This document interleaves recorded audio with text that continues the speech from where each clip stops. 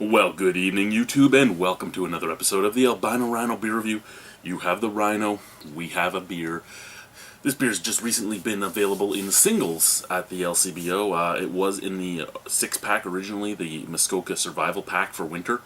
I refused to buy it. I needed just this one beer, and I wasn't paying $19 for a 6-pack for the one beer. But I'll pay $2.90 for one can. I'll do that. So from Muskoka, this is the Shinnicked Stout.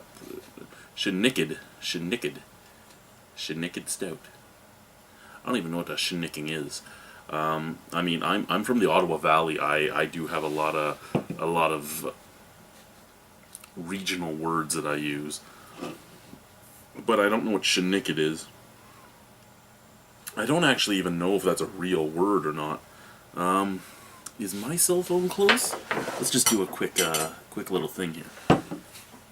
Okay, Google. Shinnicked definition.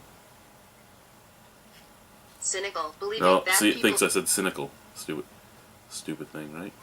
Okay, there we go. Don't care. Don't even care. Let's drink the beer. What is this? This is a strong ale flavored beer, 5.2. No, it's 5.2. Flavored. What's it flavored with? What's it? I can't read that. Ingredients: water, barley, hops, coffee. Oh, it's a coffee. I did not know it was a coffee stout. I just knew it was Shinnicked Stout. I was just excited that Muskoka had a stout out. Mostly because I love stouts. And yes, I am drinking it in the IPA glass, not the stout glass. Mostly because the IPA glass was sitting on the table, and the stout glass is behind me in the bar. Chad Jr. would not let me in the bar. He said, "No, Chad, you Rhino, you stay out there. You stay out there, and you drink your beer in whatever glass you have. Too fucking bad for you. You don't need any other glasses." And I was like, you know what? If you say so. That is a beautiful stout. I love how creamy and thick that head is. I really love the, that is a beautiful contrast between the black is the black blood of the earth beer and this beautiful mocha creamy head that reminds me of froth on top of chocolate milk. This is beautiful looking. Oh, that's a beautiful snap crackle pop. This is beautiful. I love the look of that beer. I love that it's 5.2 as well. I mean, I thought it was more.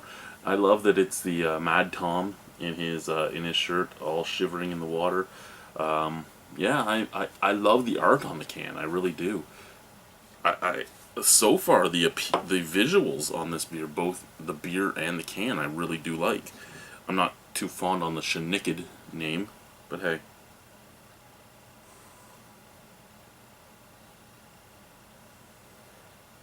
Out of the glass, through all that head, all I really pick up is a little bit of chocolate and that roasted malt scent. Can?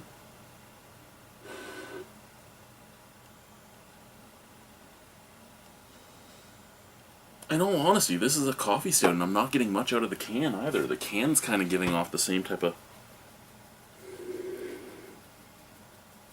Yeah, the can's basically giving off the same vibe as the glass, just a little bit of roastiness and some chocolate. That's a little unfortunate for me. I was expecting more.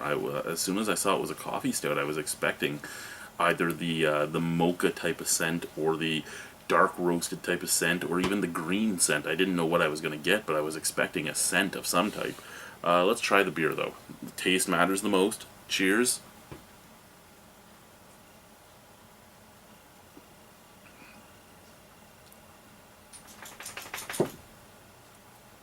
Okay, now like I was saying, the taste matters the most.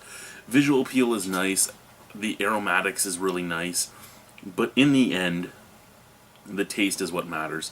I mean, who makes it can have an influence on you.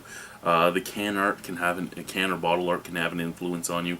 The visual of the beer can have an influence on you. The aromatics of the beer can have an influence on you. But in the end, even if all four of those things are amazing and taste bad to you, you're not going to like the beer. But if all four of those things aren't that great and the beer tastes fine or tastes really good to you, you're going to like that beer. I mean, it's just the way it is. First and foremost, taking from the immortal words of my good buddy Paul from PA Brew News, it is a little thin. It is, you know what? A little thin isn't even right. It's a lot thin. It's creamy.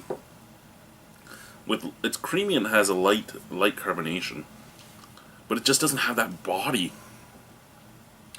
It's coming off body wise more like say a Schwarzbier or something. Just a black lager is the body it's coming off as. Now taste is stoutish. You get a lot of roast from both coffee roast and burnt wood roast. A beautiful, beautiful roastiness that goes from beginning to end. The end, you get a little bit of black coffee, you get a little bit of, you get a little bit of black coffee and you get a lot of burnt wood. And up at the forefront, it's reversed. You get a lot of coffee and a little bit of burnt wood. So the roastiness is there. There's a nice chocolatey, velvety, chocolatey taste to it. There's a little bit of molasses to it. There's a little bit of, there's even a touch of vanilla on this. This is a beautiful little beer. It's just thin. It's just thin. It looks good, both in the can and in the glass. It doesn't smell all that great. The taste is okay, but for a coffee stout, is it all that great? I don't know. There's so,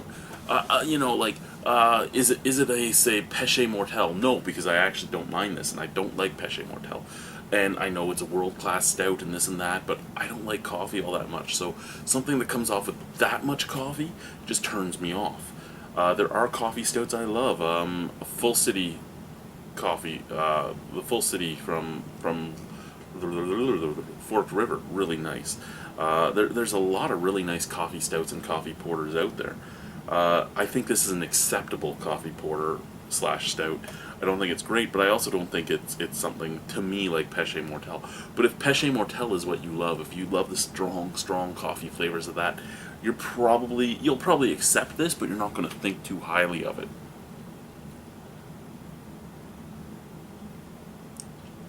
But at 5.2% alcohol, this is super drinkable. And it has a nice sweetness to it with the molasses and with that chocolate and with that vanilla. It has a nice bitterness to it with the roasty taste of the coffee and the malts. It is well balanced. All I could really want from it is maybe a little bit more carbonation and a little bit more heft in the mouth. And I think then I would be really, really set with this beer. So really, I'm kind of nitpicking on details here that don't matter all that much to other people. And that's fine. If it doesn't matter all that much to you, it doesn't matter all that much to you. All I'm saying is it's a little thin, and the coffee flavor isn't as much as what I would expect from something that is toting itself as a coffee stout. However, I will give it that it's not toting itself as a coffee stout on the name itself, so I'll give it that. I mean, the coffee stout part comes when you read the ingredients.